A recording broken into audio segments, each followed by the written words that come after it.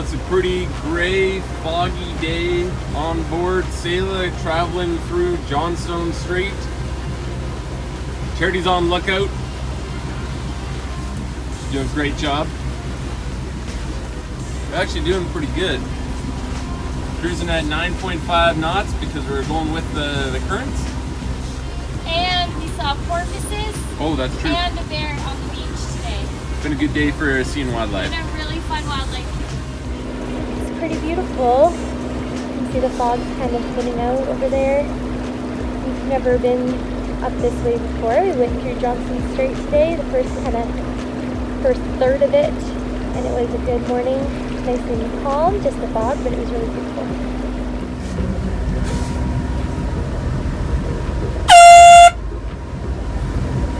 Well done, Capitan. Entering the channel. One long blast on the air horn.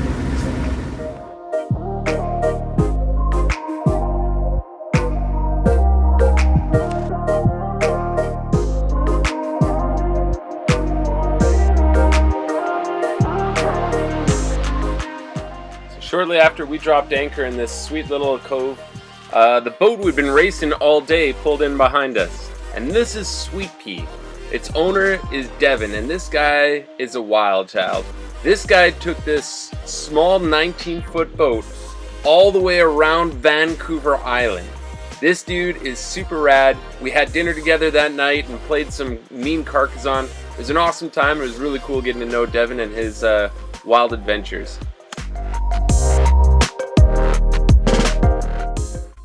Here we have the beautiful Pruth Bay, just alongside the Hakai Institute, which is a research facility for scientists in British Columbia. We were very excited to see the beautiful West Beach. We had heard all about it and how beautiful it is, but due to COVID restrictions, we were not able to go and see it, and we had to stay on our boat. But at least we were able to see it from the drone.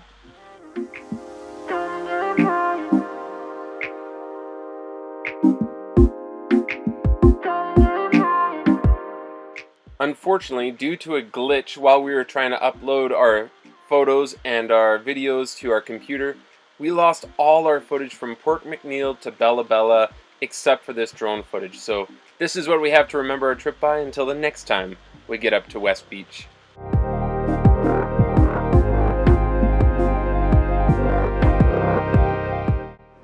So for those people wondering how we get from point A to point B, this is what we use.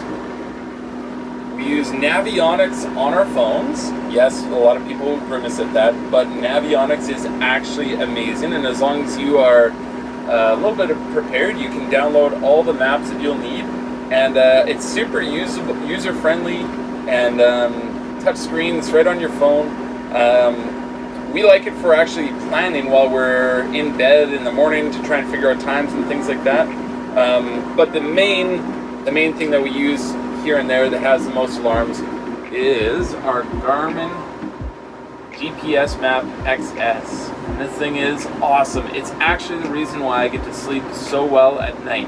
It has an anchor alarm that we put on every single night that we are at anchor, so that if we start dragging, if we move out of our zone, if we start moving into danger zones, that thing will start beeping and will wake us up since we sleep with our heads right in that little tiny window. And it's awesome. So that's how we kind of do our navigation. Obviously, we have 2 books of charts. We've got maps. We've got all sorts of other things. But I would say, Cruise guidebooks. Charity, why are they so nice? Because it's like having a friend with you who's been there. Exactly. Yeah. They tell you lots of information. Good for knowing anchorages and tides and currents. Things that you never really know, like what type of bottom is in the anchorage.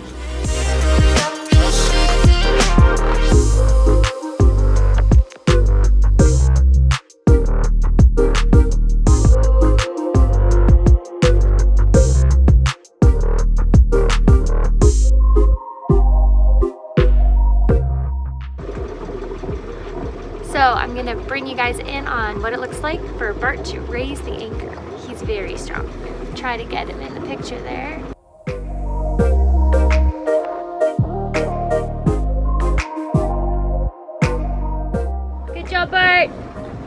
Thanks. Anchorman. Anchorman. They call me the Anchorman. Bart will have successfully weighed anchor all the way from Victoria, BC to Alaska without a mechanical electronic winch, just with sheer Wind and lass. wind and lass. Here's the little seaside community of Clemtu. Found a little cross coming out of Clemtu, right on the bank. Yay! Bless this place. Well, that is a mighty waterfall. Whoa! So here we are in Clemtu. And Bart's behind me trying to catch a fish. Not just any fish. A halibut. A Pacific Halibut. Not a halibut. A halibut. Right, Bart? Halibut. What are these? They're dolphins! Okay, I've got to just pick a spot. Ah!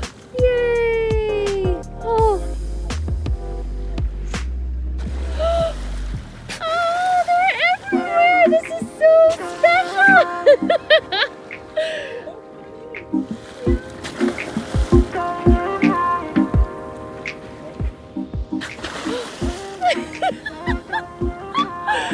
These are the... Bart, this is so much better than halibut!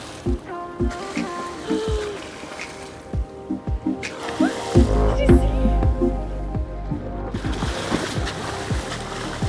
Oh, so cool.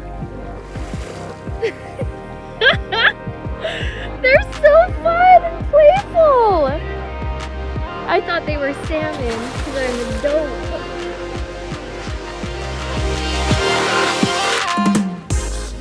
I think that this trip has given us a new appreciation for tugboats. Hey, Bart? Yep. Look at this little guy. Just tugging away in the middle of nowhere with a huge haul of logs on there. Hola! Good job, little tug. We're in one of the most beautiful anchorages we've been in yet, in my opinion. It's so pretty here. We're in the middle of the Great Bear Rainforest, and Bart is doing a stern tie. So I'm here for moral support and to help with the line. Once Bart was doing this and the dinghy started floating away and he had to swim after it, that was in Smuggler's Cove. Oh, it was very funny. He's gonna tie the line around a birch tree and then come back to the boat so that we can have the line here and it keeps our back end close to shore.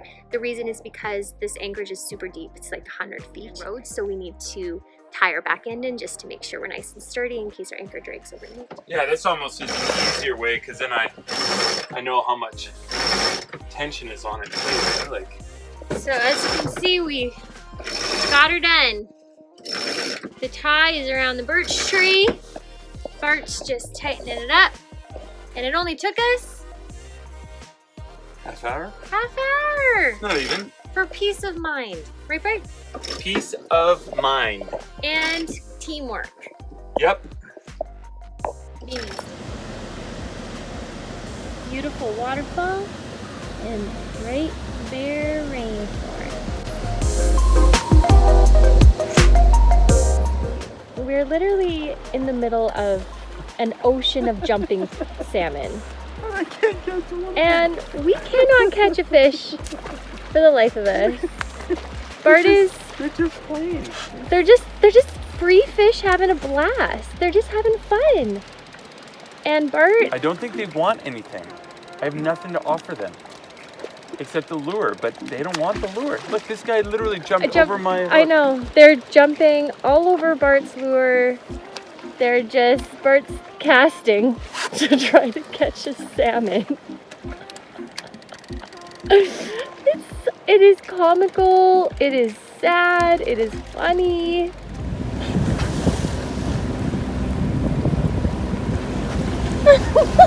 Wow. Oh, I just love them. Oh, man. So pretty. I wish it wasn't foggy so you could see these towering mountains. Dolphins everywhere.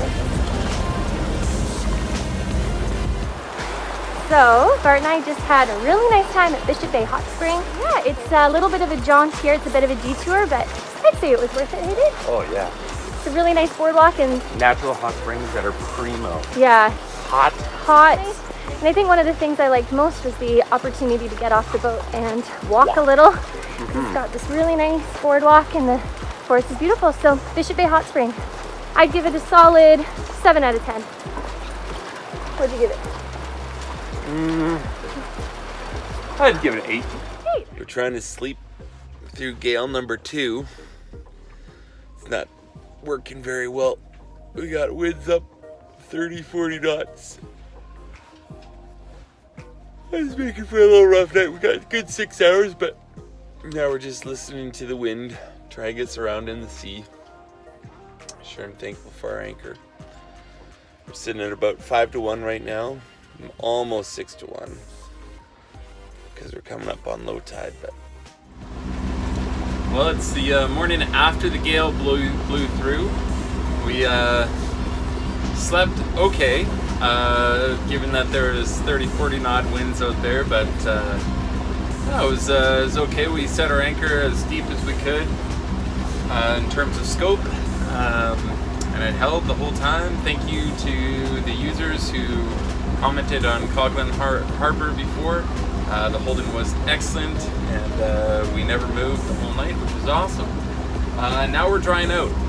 We're kind of chasing the gale. It's ahead of us by about 3 or 4 nautical miles, but I just have to capture the beautiful Greenville Channel. We're about to head into the narrower part, and this is kind of the last of BC's Inside Passage, Greenville Channel.